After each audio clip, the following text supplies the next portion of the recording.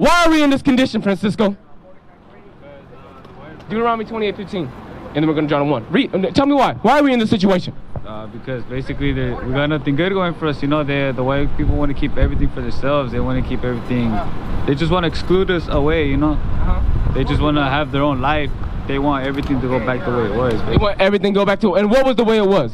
Slavery, black people being owned, Mexicans not being allowed here. So our people want to go back to slavery.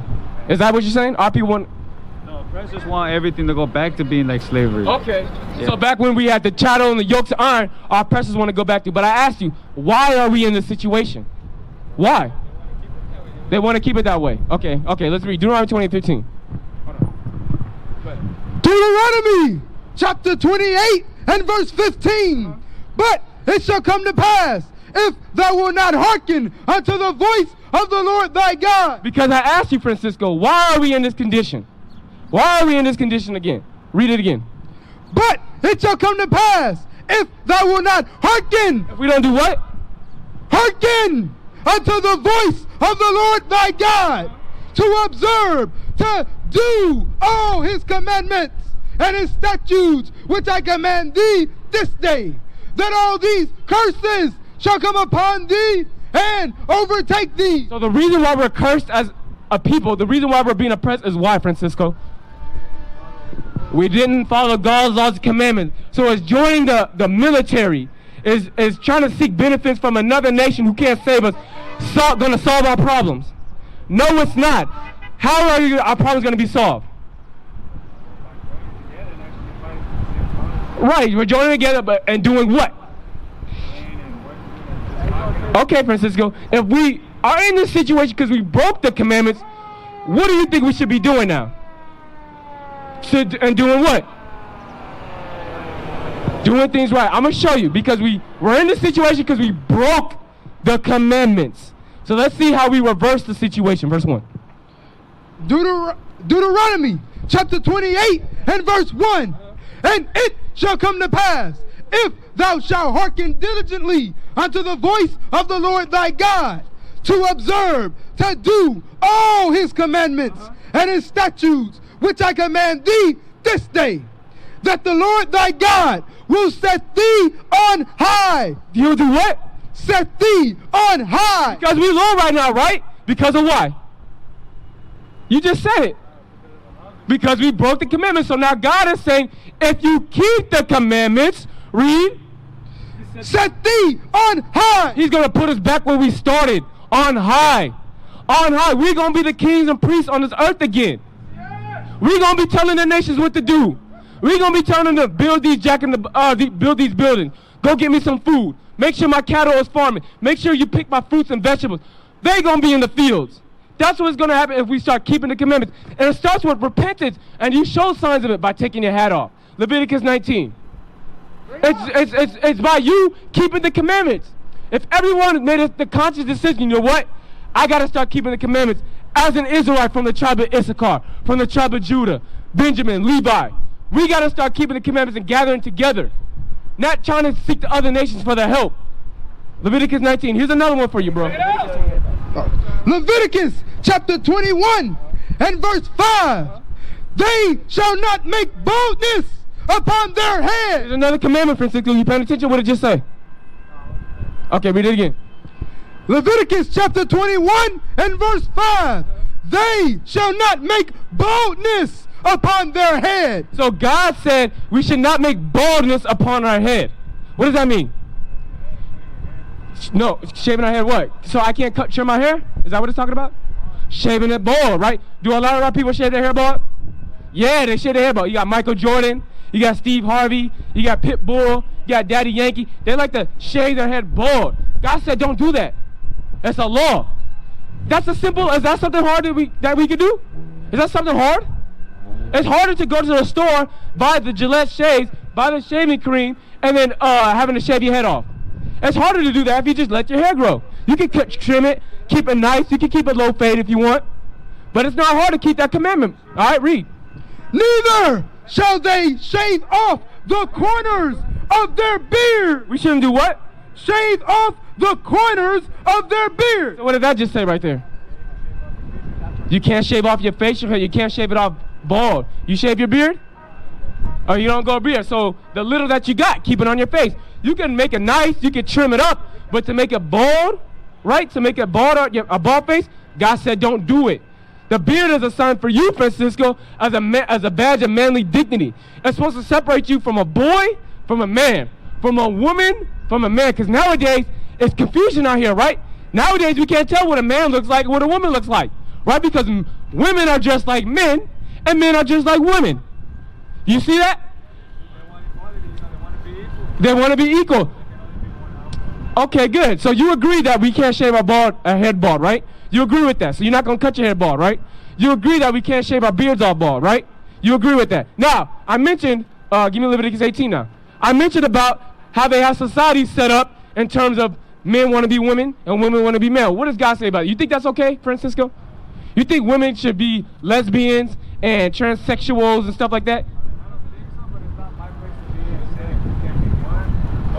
Psalms 94:16. He God only man or woman, but you said it's not your place. It's not your place to say what. Actually, give me John 7:24. I'm gonna show you. It is your place because guess what? God said, "Who's gonna stand up against me for evildoers?" God said we're supposed to see the evil and say that's not right. That's why we're enslaved, because we broke God's commandments. You are supposed to be judging. God, the Christian church, the nation say you can't judge me. But what did Christ say? Read that. John chapter 7 and verse 24. Judge not according to appearance, but judge righteous judgment. Judge what? Righteous judgment. Give me righteousness. What does it mean to judge righteous judgment? What does that mean? The flaws, you see the flaws in people and you do what with it? Okay, and you tell them why it's wrong, right? But what is, it says judge righteously. What does it mean to judge righteously according to the Bible? What standard do we judge people on? What's the standard? Because I can say that some people may say being homosexual, LGBT, that's okay. But some people are going to be like, no, so what's the standard? How are we going to judge it? Read that. Leviticus 18:22. Leviticus chapter 18 and verse 22. Thou shalt not lie with mankind as with womankind. So God said you shouldn't lay with mankind as you would do with womankind. What is that talking about? No gays, no homosexual, that LGBT6, all that stuff, God said that's abominable. Read that bottom part. It is abomination. So it is abomination. Now, do you agree with that? Yes. So if you see someone saying that LGBT is cool, what are you going to say? Bring it out. It's not according to what? It's abomination according to what? God's laws and commandments. So that's what it is. That's what it means to rise up against the evildoers. We got to teach God's laws and commandments. You got to learn God's laws and commandments and first apply it to your life so you can teach your people. Ezra, 2nd Ezra 14:13. Bring it on! Right? So you learn you're an Israelite. You learn that you got to keep the commandments. You got a girlfriend? You trying to get a girlfriend? Not right now. You trying to finish school and then you're going to get a girlfriend? You going to get a girlfriend? All right, give me that Hebrews 13:4. All right, because that's another problem in our communities. Are your parents, are they together? They're together? Okay, I'll praise. So you had a good example. Okay, but a lot of our friends, right, and maybe our cousins and stuff, most of our friends, right, they didn't grow up with both their parents, correct? Why do you think that?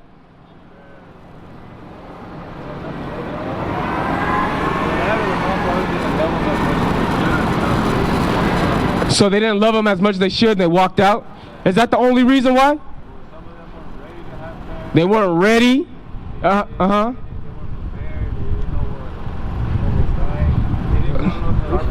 should have brought the trash back. No sex before marriage. Okay, so what are you going to do to prevent yourself from falling down that same path? Because there's something you didn't mention. You did mention it. You said that they didn't practice not having sex before marriage. What do boyfriends and girlfriends do? They have sex before marriage. So what does God say about having sex before marriage? You think he's okay with that? That's a no-no for him. Right? So if we're going to stand up for God against the evildoers, we got to know what God's stance on marriage and boyfriend and girlfriend. Read that. Hebrews chapter 13 and verse 4. Marriage is honorable in all. Marriage is honorable in all. No, boyfriend and girlfriend. Marriage is honorable in all. So what is honorable? Marriage is honorable. So boyfriend and girlfriend is not honorable on the side of God. Because guess what? You could have good intentions. You might want a girlfriend, right? And you want to one day marry her. But in her mind, she might just want you just to have sex. Just so you can pay for certain things. And when she gets tired of you and sees another man that she likes, she's going to leave you and go with another man. That's called whoredom. And it's going to explain it. Read. Marriage is honorable in all, and the bed undefiled. But whoremongers. So whoremongers, so people who like to have sex outside of marriage, right? Boyfriends and girlfriends outside of marriage. Read. And adulterers, God will judge. So what's going to happen to boyfriend and girlfriends? They're not going to make it right. If Christ came back today and you're Mr. Boyfriend and girlfriend, God calls out whoredom. God said he's going to judge you. But before Christ come back, can God judge you before that? He can judge you. How would he judge you? Deuteronomy 28. How can God judge you if you're in the midst of boyfriend and girlfriend? You gotta ask the question. You can't just say, I know. Let me ask you something. What happens when you have sex with someone? What can you contract from having sex with somebody? Diseases. What type of diseases? STDs, right? Are STDs written in the Bible? Is gonorrhea, syphilis, is any of that stuff written in the Bible? You would imagine so. Let's see what the Bible says. Deuteronomy chapter 28 and verse 21. We're going to read the last scripture and we're going to wrap it up because it's raining. All right, read. The Lord shall make the pestilence. Verse 61. Also, every sickness and every plague which is not written in the book of this law. Every sickness is gonorrhea sickness. Is AIDS is sickness. HIV, syphilis, herpes. All those are what? STDs, right? Those things are not written in the Bible. They're not written in the Bible, but read. Them will the Lord bring upon thee. So God will bring upon us if we break the covenant of marriage. Because can you get an STD if you're married? No. There's only been you two, right? The only way, if you guys were married, you got an STD, meaning someone stepped out of their marriage and committed adultery and fornication. That's the only other way you could get STD. But God said marriage is honorable. And when you get married to your wife, you wouldn't have to worry about getting STD and getting judged by God. But these are the things that we have to apply to our lives and apply to our lives and teach our people to rise up, to get back on top as the Israelites. All right, Francisco, you were king on this earth. We got to keep God's laws and commandments. We used to scream black power while heroin was pushed.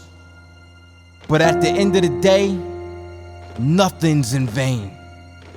IUIC has been given a vision. The tents of Judah has risen. Many has attempted the mission. Minor murmuring, omitting, and missing the mark. Just reading that he had the flame of fire in his eyes gave us the spark. We on Paul's mission. We out on the road, purple and gold. From Mexico, Cuba, Haiti, Ghana, Sierra Leone. 144,000 boots banging, concrete crackling. These are our men repented at heart. The scriptures is proof. IUIC, we deliver the truth.